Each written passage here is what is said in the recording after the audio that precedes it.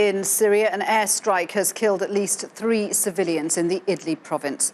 The strike targeted the town of Khan Sheikhoun, injuring 9 people. 2 children are among the dead. Let's get more on this story, on the unravelling of the ceasefire in Syria. TRT World's Ali Mustafa joins us live to tell us the latest. Ali? Surely, yes, it's a terrible situation in Damascus, in the Jobar neighborhood, as you were telling our viewers, and the cessation of hostilities, which has held on for 5 days, seems to be unraveling.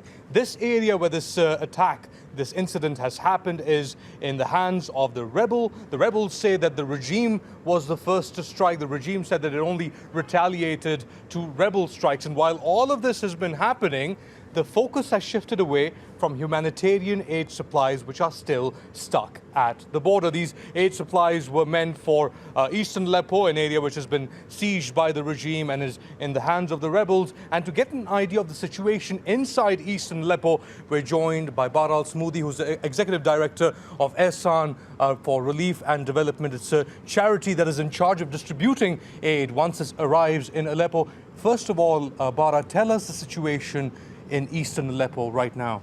Thanks, Ali. First of all, if we are talking about the humanitarian situation, we are facing a huge lack of fuel. We are facing a huge lack of flour as well. We are also, you can barely see food commodities in the market now. And if you find something, you can find it with a very high price. So you can imagine how the average person can afford this kind of the most common living cost. So this is the humanitarian situation now in Aleppo city. And you can also imagine the children, the women, and the elderly, how they are surviving in this such a situation.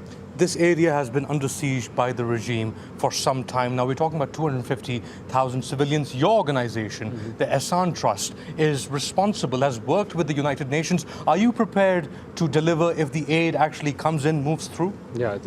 So we have a good partnership with the UN agency since like 2 years ago, and we have been doing this work like 2 years ago, and our teams are ready, and we have huge teams. We have a huge warehouse inside Syria. We have also already in a state of operation. So we have the beneficiary list in order to distribute directly and immediately to the beneficiaries as soon as we receive the assistance from the UN. And you can only distribute aid that is coming from the UN, right? Yes. So also we have a lot of warehouse and a huge stock in the rural of Aleppo. So these stock we can't enter it now in this because of the agreement. The agreement should, all the trucks and the system should be sealed in the Turkish border and then entered directly to eastern Aleppo through a Castello road. So we have a lot of stock also from UN and other partner in rural Aleppo, but unfortunately, we can't enter it to eastern part of Aleppo right now. All right, thank you so much, Baraa. Well, there you have it.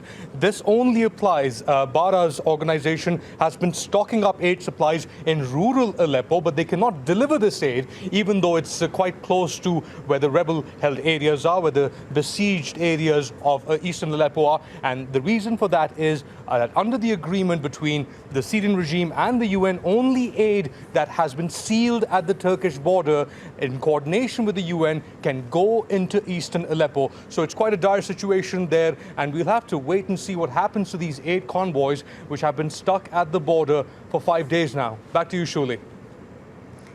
Ali, thank you. Ali Mustafa there.